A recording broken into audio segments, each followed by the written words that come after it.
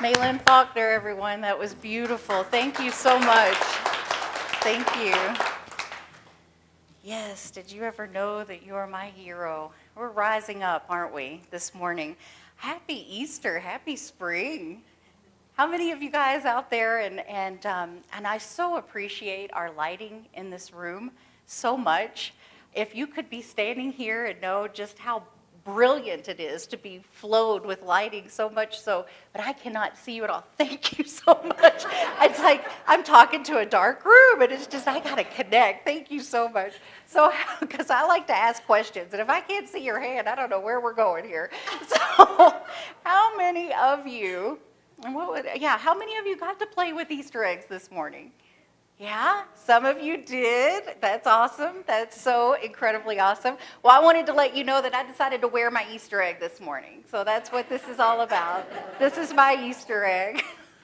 For those of you that said, Reverend Julie, you look great in black, but we're really tired of seeing you in black. So I thought I'd pull out something a little other than black this morning.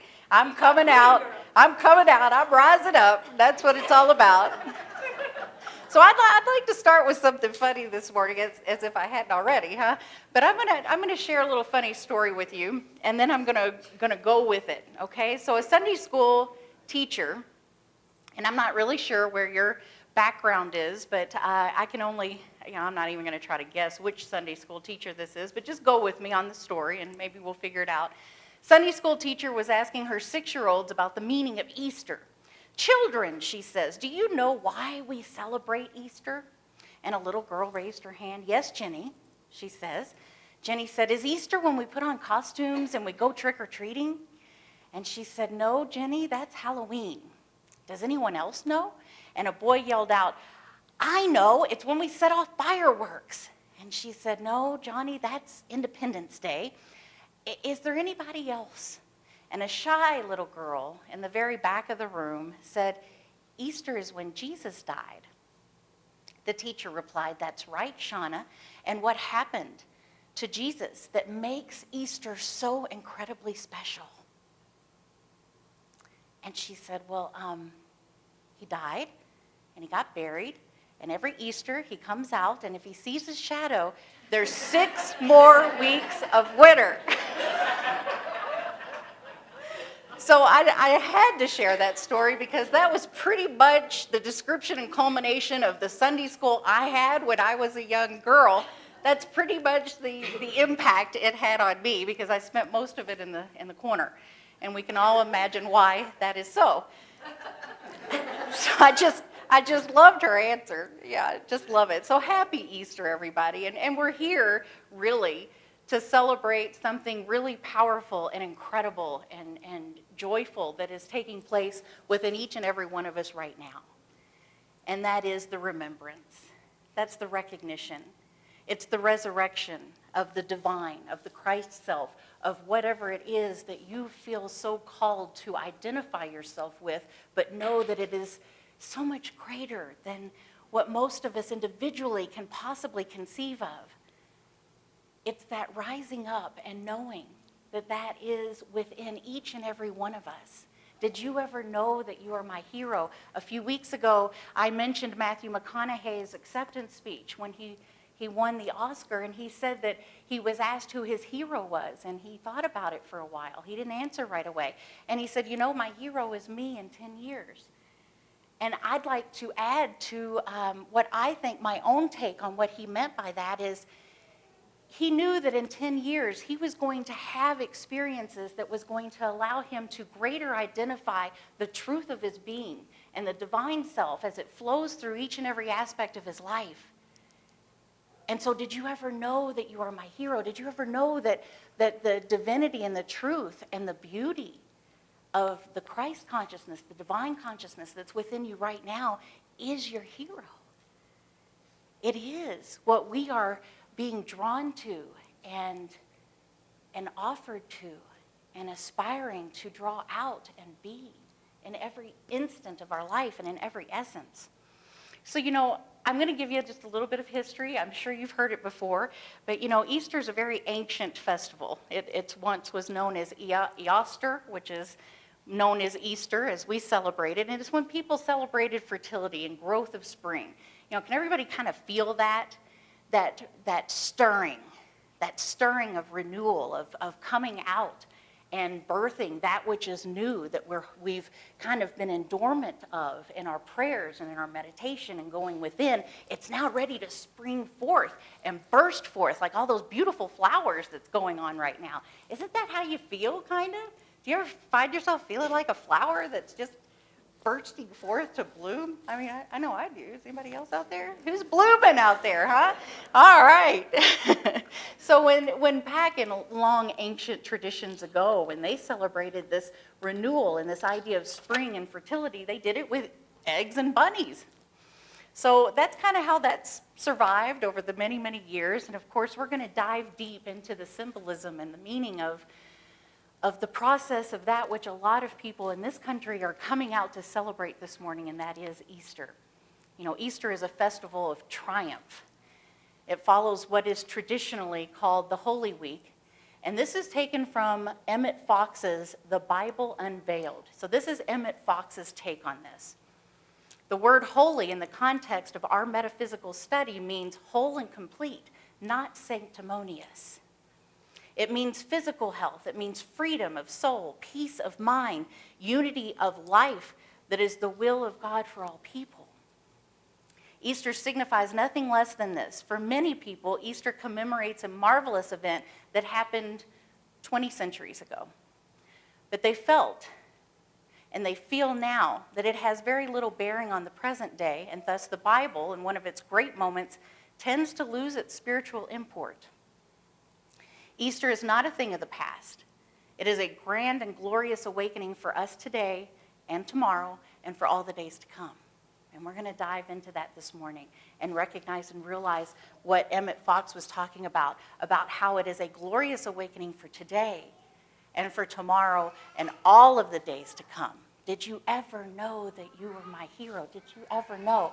Think about saying that to yourself and really taking in the true meaning of that song and applying it to your divine self that's breaking forth. So how many of you out there grew up in a faith tradition that celebrated this Christian story that we all know mostly in this country as Easter? That's quite a bit of you. And so I want to ask, as this week has gone by, did any of you kind of feel drawn to it this week? Like drawn to it, like you were supposed to be somewhere, you were supposed to be practicing something that you might currently not be practicing, and these things go way back. They're really ingrained deeply into our psyche and into our consciousness. Did any of you kind of feel like you were erring or maybe feeling bad because you might not have been practicing those times of the past? Yeah? Well, I noticed that in some of our classes and some of our gatherings that during what is called this Holy Week, that some of your religious beginnings were knocking at your door, so to speak. We're kind of knocking at your soul, grabbing your consciousness, and kind of trying to pull you into it and say, well, hey, what about this thing that you were taught when you were young, or you might have practiced a lot when you were young and then became a teenager, so to speak. But then, you're sitting in this room now, so I can imagine that you have made a different choice to go from there to here. But it doesn't keep it from pulling at our strings sometimes, though, does it? So I know that it reached out to some of you. Well, this is the third Sunday of the month, and as you know, I've been covering the 4 virtues in this month. And the third virtue from the book, The 4 Virtues, written by Tobin Hart, is wisdom. Now, there's a lot of wisdom that's happening in our consciousness right now, and that we are all coming out to celebrate. Whether you know this as a holy day or a possible day that's been knocking at your door and pulling on your heartstrings from experiences and ceremonies that you've had from the past or long ago, there's some wisdom that has been attained from what I call rising up. And so there's a video that I'm going to show you right now, because I do a lot of experiencing the divine and coming into the wisdom of myself through music. It speaks to my soul, and I understand it. And there's this thing that happens during this Holy Week that's pulling out on us, And there's something that I want to share with you. I've shared this song with you before, but I'm going to invite you to listen to the song, watch the PowerPoint, and feel what he is talking about, okay?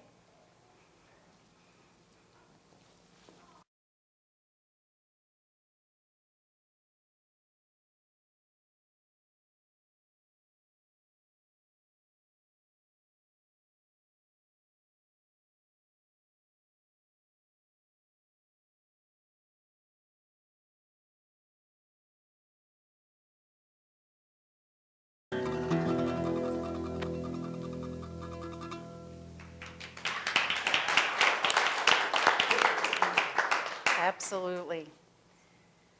So everything is holy now, isn't it? And I believe in my heart that's why we're here in this room. That's why we come together and see the divinity and the beauty of each one of us within each other. And that's why we come together to be reminded of that recognition that the divine is within each and every one of us, and everything is holy now.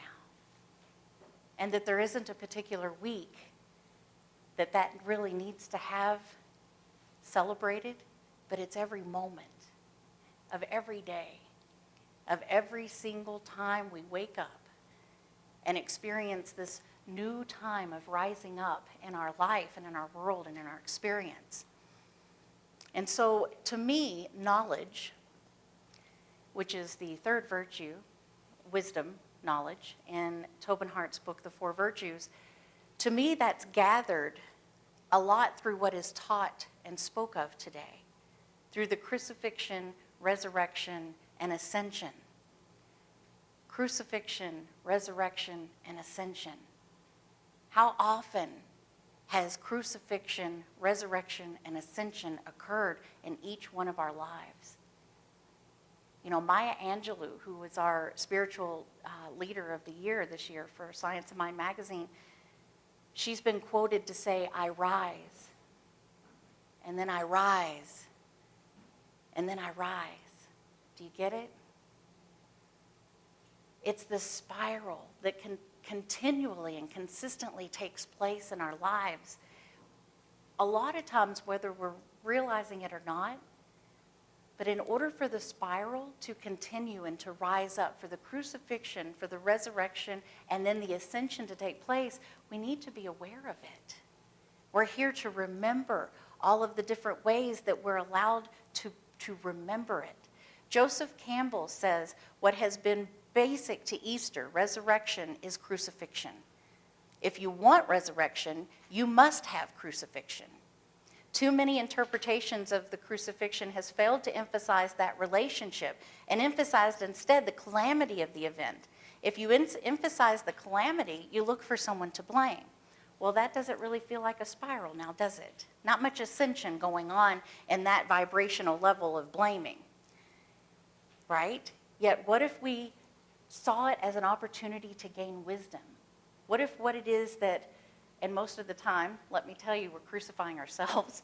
Very few times are we being crucified by people, but most of the time we crucify ourselves.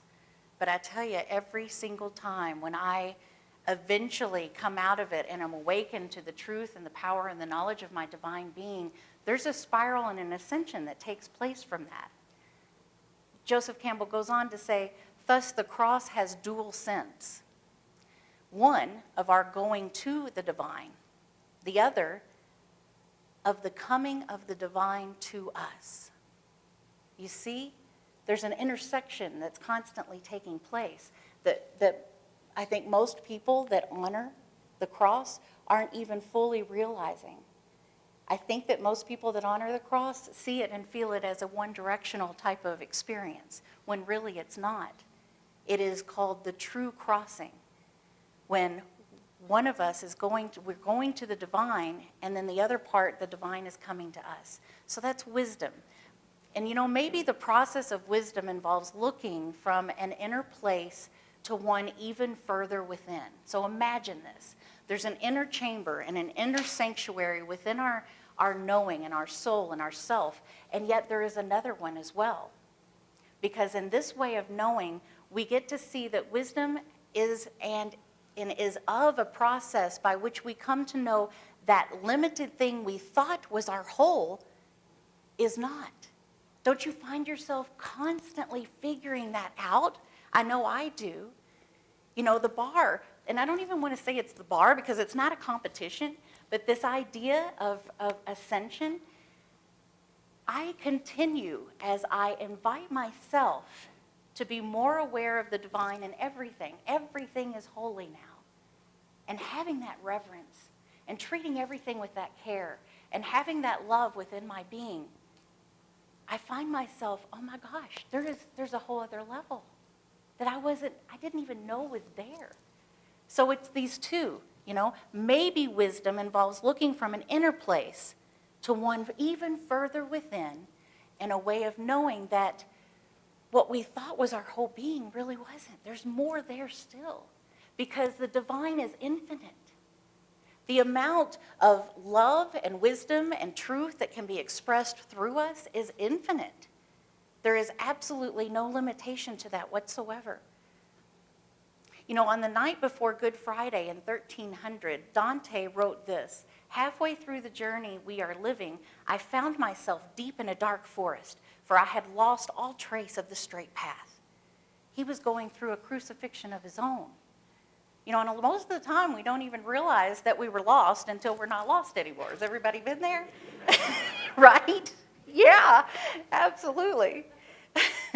And, you know, and a lot of times those dark woods, that feeling of being lost comes from fear. You know, having lost that faith or gone off track or gone away from center of knowing the truth of our being.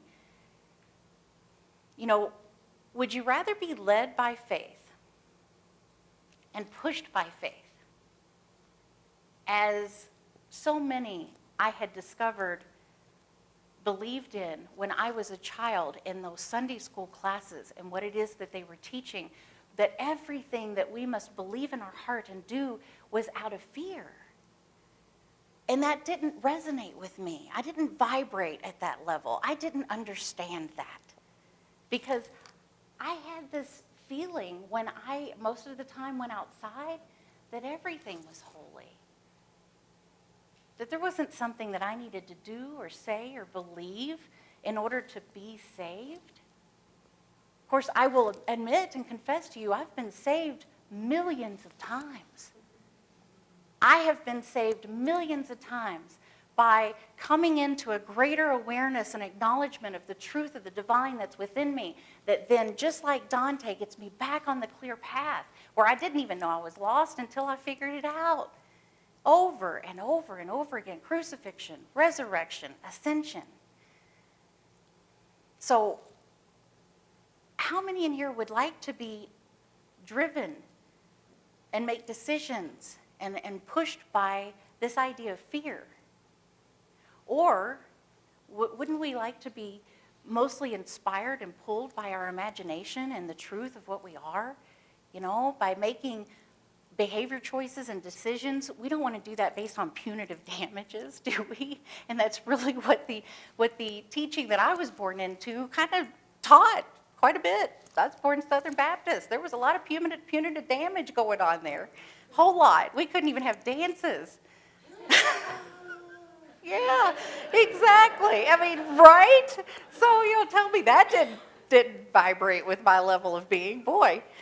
So, you know, there's this way that we can conduct ourselves, whether we're doing it by that way, the punitive way, the fear way, or, you know, that this is where the magic happens. You know, the next rung on the spiral. What if we were led and being called by the truth of our being, that which caused us to have this indwelling love and light build within us and just burst forth and radiate from our entire being, touching every single person that we come into contact with? There's a difference there. Are you guys familiar with that difference? You know what it feels like, don't you? I know I do. Author Anne Lamott says that my coming to faith did not start with a leap, but a series of staggers. Yeah, from what seemed like, mind you, one safe place to another. Like lily pads, round and green, these places summoned and then held me up while I grew. Summoned, held me up while I grew. and each prepared me for the next leaf on which I would land. And in this way, I moved across the swamp of my own doubt and fear. How many have done that and know that you've done it? Crucifixion, resurrection, ascension, just like those lily pads. And there's a paradox that's mentioned in Tobin Hart's book, in the third virtue, wisdom.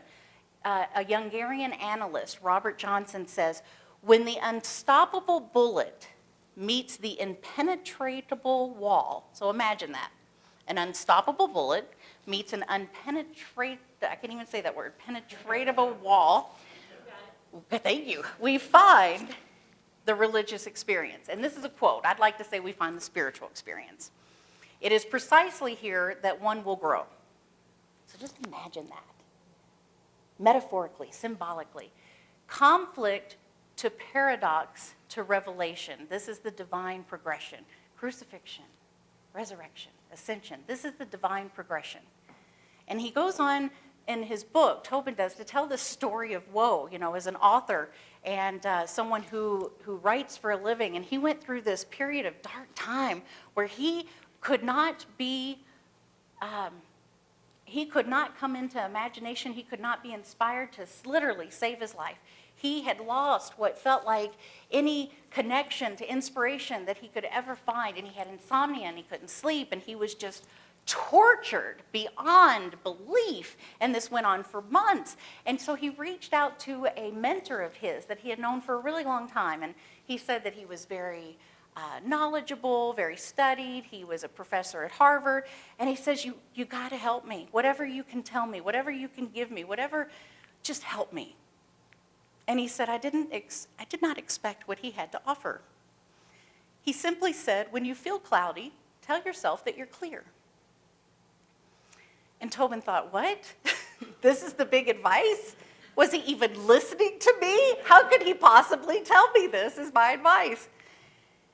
And so he just went and continued in his despair and feeling dark until finally he said, all right, I really don't have anything to lose. I'm going to give it a shot.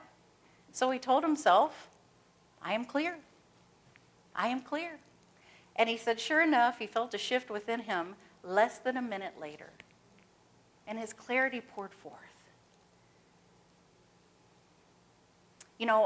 There's so many stories. I would love to hear yours. I'm sure you all have tons and tons of crucifixion, resurrection, and ascension stories. And I look forward to hearing each and every one because they're all priceless and they're all valuable and they've all brought you to right here where you are right now. And that's why everything is holy. We were sharing this in class the other day. That's what reminded me of it. I hadn't thought of it in years. I was in a pretty severe, what they call severe car accident back in the mid-90s where a gentleman was being chased by police officers. And he was involved in a car chase and he hit me in the driver's side door going about 85 miles an hour. And so they considered it a severe car accident, whatever. So based on that, I was taken to the hospital and they did MRIs and stuff like that. And actually, I did not have an MRI at that point. Went to the hospital. I'm fine. Leave me alone. I'm good. But for weeks and weeks and weeks, I was plagued with these horrible headaches that I had never had before. So then I went to my chiropractor and he said we really should get an MRI. So that's when I went for the MRI, and they found a situation within me that you're born with. And it's called a Chiari malformation. And what it is the hole that your spinal cord connects with the brain. There's this hole where your vertebrae lines up with the skull of your brain. There's a hole where the spinal cord goes up through and connects to the brain. And some people, that hole is larger, much larger than others, and the brain sometimes falls down into that hole. And it's very, very painful. And that's what had happened to me. And I didn't even know that I had that condition until there was a need to have an MRI done. And so I had these headaches, and they sent me to all these specialists and neurologists and then a neurosurgeon, and I'll never forget this day. I'm sitting in the office, and the neurosurgeon comes in, and he's explaining this thing to me, and he says, and I said, okay, well, what are my options? And he said, well, surgery is your only option. And I said, well, what does that entail? And he says, well, first, we drill into your skull. And I said, stop right there. You can stop right there. No need to go any further. You're not drilling into my skull. So I said, I'm just calling the shots there, and that's not happening. And so, at this point in time, I was a practitioner, and I was in ministerial studies. Actually, no, I was not in ministerial studies yet. Oh, yes, I was. Sorry. I'm trying to get my story straight. I guess I should have done it beforehand. So, yes, I was in ministerial studies because I was given the talk the next Sunday. And what had happened is, I went within. I knew that it wasn't about the accident. I knew that they told me that this was a condition that I was born with. So it might have stirred it up, gave me the knowledge to work on whatever unresolved beliefs I needed to work on. But I went within and really worked on this because I knew that drilling into my skull was not an option. So I knew there was another option, and I was going for it. So what I found was I had an unresolved belief that when I was born, I was damaged, that I was damaged. Even before I was born. Does that sound familiar? Yeah. Like maybe why somebody was saved so that we could be cleansed from the sins that. But what if we believed that? How would that affect our lives if we believed that when we were born, or before we were born, we were damaged, that we were not whole and complete and perfect? And so I worked on resolving that disbelief, that false belief. And when I did the talk that next Sunday, I declared from the podium that it was not my truth. I said, this is the false belief that's been causing the condition. I declared it is not true. I've worked on releasing it and establishing a new belief, and I have never had any problems since then. Completely and totally healed from it. That was one of my stories of crucifixion, resurrection, and ascension. I had to go through that to uncover the false belief that most likely was affecting other areas of my life as well. And then needed to take a good, strong look at it, decide whether I wanted it to have any power or control over my life, and then let it go. That goes on all over the place. We had this beautiful experience Friday night at Paige's house. She hosted and facilitated this wonderful discussion group on a book called Anna, Grandmother of Jesus. And my soul just opened up, and I was in such great delight to read this book.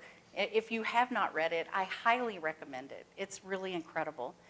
And Anna goes on to say in this book, although the painful growth of experiences of human life may seem unbearable on a personal level, the end result fulfills a benevolent Creator's desire for ever-expanding personal growth.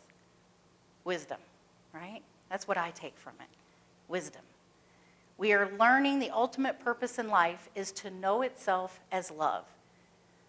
Rather than feel hopeless and powerless, you can choose to realign with your soul's original intention and recreate your present challenges into a more harmonious and joyful design. In the more coherent and refined realms of consciousness, the highest possible outcome is always chosen. An impeccable blueprint is securely held in place within the blissful realms of sound and light. In every moment, there is an opportunity to remember your soul's empowered design and to receive the guidance from a more inspired choice. That is why I think we go through crucifixions. That, to me, is the process of resurrection. When we open our soul up to receive to the empowered design that's already there, that we already know exists, to receive the guidance of a more inspired choice. Christ consciousness is expanding exponentially every day, she says in the book. So I feel that when we choose to be awake and aware and feeling of appreciation in all the experiences in every moment, everything is holy now. No matter what is in front of you, no matter what lily pad you're on, no matter whether you're staggering around or not, if we choose to be awake, aware, and then move into appreciation of all of our experiences while knowing that we are already enlightened and ascended, so it is. It's just like the guy telling Tobin, just tell yourself that you're clear. You see how that goes together? Does everybody following me there? Good. Okay, just check. So Anna goes on to say, the only time union in God may be realized is now. I had this wonderful gift of being in my office last night working on my talk, and literally out of the blue, my sister Facebook messages me. So I guess she was up. It was rather late. And she's a principal of an elementary school up north and has been for several years. And she said, "So what you doing?" And I said, "I'm working on my talk." She's like, "Oh, what's it about?" And I told her, and she said, "Oh, well, let me share with you my feelings on that." And I thought it was so great. I wanted to pass it on to you. She said, "Crucifixion." She said, "Sometimes we crucify ourselves for not being good enough." Has anybody done that? Or not following the norm? For not doing what others would do? Have you ever crucified yourself for not doing what others would do? Afterwards, she says, the consequences can be so overwhelming, even at times blocking us from what we really are. Until finally we surrender and remember, and then we ascend to the light. In my mind, I'm thinking she's thinking ascending to the light of wisdom, to the light of truth, to the light of the divine that's within us. And then she says, then we remember why we're here. Think back at a moment in time where you remembered why you were here. Do you remember what that felt like? The opening, the blossoming, the bloom of the flower coming forth. So she then goes on to say, finally, acceptance and personal ascension becomes reality. And I take on this let it be attitude that in the end we are all one. You see, she in that quick little Facebook message thing right back to me, she went through these steps that I thought were just so eloquent and beautiful, and I wanted to share them with you this morning. She says, all lead to wisdom and the light of why we are the I am. I just think that is so beautiful. And she went on to say for her, it has to do with control. Now, she's my sister, I love her dearly, but she is a major control freak, and I can say that. And she's probably going to watch this, and she's probably, major control freak. I mean, I could give you examples, but we won't go there. So she knows what she's all about. She says it all has to do with control and giving up control and letting things be. She said, I'd give you an example because I have many. She says, fortunately, in my short life, I have learned from many of these circumstances to just let it be and to find myself better than before. Crucifixion, resurrection, ascension. She said, I tried terribly to control my career.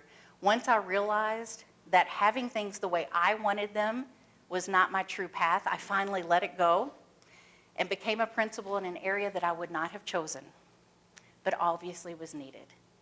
My work led others to change and to succeed, and the path I wanted so badly previously then offered itself up to me effortlessly once I stopped seeking control over it. And I also believe that, she was being called to serve in a place that there was something unique and special, about her spirit and her soul and her gifts and her experience that needed to come together in a cross where she was pulled to serve for a little bit of time. But see, she was able to get what it is that she was after as soon as she let go of that. So you see, Easter invites a personal rebirth, saying yes to that which is trying to be birthed within each one of us. I know I can feel the wisdom. I can feel wisdom deep within me, nudging at my soul and pulling me and sometimes pushing me forward. Past lives that I've known, past lives that I've experienced into something even more expansive and new. The spiral keeps going. The you that you thought was completely whole before, you're going to keep understanding and revealing more of this wholeness. It's really exciting, actually. I love it when it happens. So we must trust in the field of possibility. We cultivate this holy path through conscious communion with the infinite. And I know you guys know what I'm talking about. Through meditation and through prayer and affirmations and spiritual study, we can use all of that to lend to our knowledge on how to practice holiness, on how to go through those crucifixions, resurrections, and ascensions over and over and over again to where it best supports who we are, who we want to be, and then allows us to be in Christ consciousness service to others as well. And that's kind of like what my sister was talking about. I think our deepest desire is to be the greatest servant of the divine design that's within us all the time. And that divine design is constantly being made aware to us. That blueprint, little bits and little bits and little bits until we get a bigger, bigger, bigger picture, become aware to us that we even know to follow. So how do I become willing to let the ideas I have for my life die in order to make room to receive the guidance to live my higher truth and shine my holy light? I'm going to ask that for you. How do you become willing to let the ideas that you have for your life, like this career path my sister had all planned out and it didn't work out that way, die in order to make room to receive the guidance to live my higher truth and shine my holy light? Just think about that for a minute. Dr. Dennis Merritt Jones, a very well-respected minister in our field, says when making decisions, if you were fully aware that in every moment you were either driven by doubt and fear or guided by wisdom, which would you choose? Because truly, when you get down to it, we do know, don't we? Sometimes it comes up more of a feeling, but if we pay attention to our bodies, if we pay attention to how we feel deep within our soul, we know. And I think that definitely helps when we go to make that choice, when we go to decide what it is that we want to guide us. Because he goes on to say, both of those options are always on the table. The practice is to be conscious and present enough in the moment to witness your decisions and what guides them. Dear Dr. David Alt, a wonderful man, wonderful minister in the movement, posted this morning, what moderates your behavior? The fear of dying or the infinite possibilities within life? Because that is the essence of the Easter story. Yeah, that's good stuff. So wisdom can be seen as the sum total of every experience that you've had in the past and what you've learned from it, and inviting it to guide your decisions in the moment that will affect your future in the greatest and highest ways. Once you remember who you are, material possessions, I love this, kudos from others loses its importance. That external validation goes away, dissolves, don't need it anymore. We're living and experiencing more and more from the truth of our being that's within us. Once you have fully gained peace and inner balance, you will begin to enjoy every moment of your life. Everything is holy now. You will feel equally balanced whether someone is yelling in your face or giving you a heartfelt hug. Equally balanced.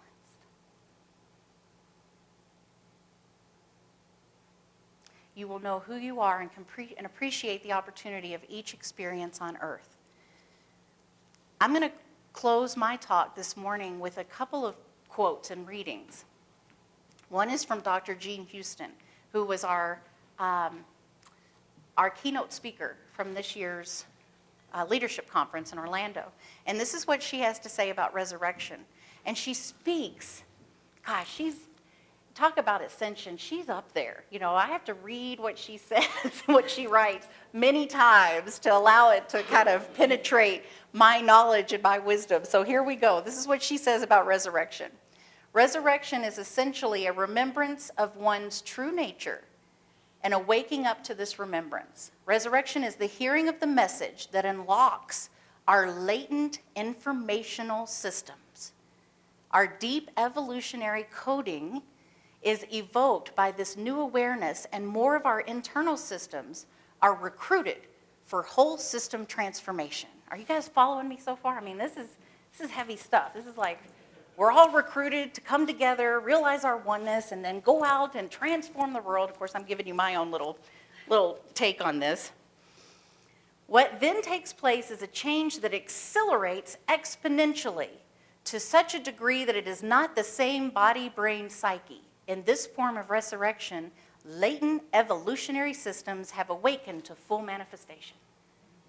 Yeah, that's powerful stuff. So I'm going to close with Dr. Raymond Charles Barker, who was one of the great beginning ministers in the science of mind teaching. He wrote this in April of 1958. Divine love is my resurrection. God raises up my consciousness to new heights of glory. I am resurrected out of all negations of the past. I am set free for a larger life and a deeper love. God in me glorifies itself as my consciousness is expanded, and I behold the vistas of a larger world and a richer experience. I am engulfed in the beauty of spirit. I rejoice in the Easter that set Jesus free from all material belief, and I know that the same mind has set me free from similar thinking. Materiality has no power, no mind, and no truth in it. I am a spiritual being living in the life of the Spirit. Even the false tombs of my own negative thoughts can never hold me again. The stone that has been rolled away from the doorway of my mind, and God is now the only presence and the only power within me. Where I am, the fullness of Easter joy abides. Where I am, the fullness of Easter joy abides. Divine love is my experience, and in this love, I forever am established in perfect results.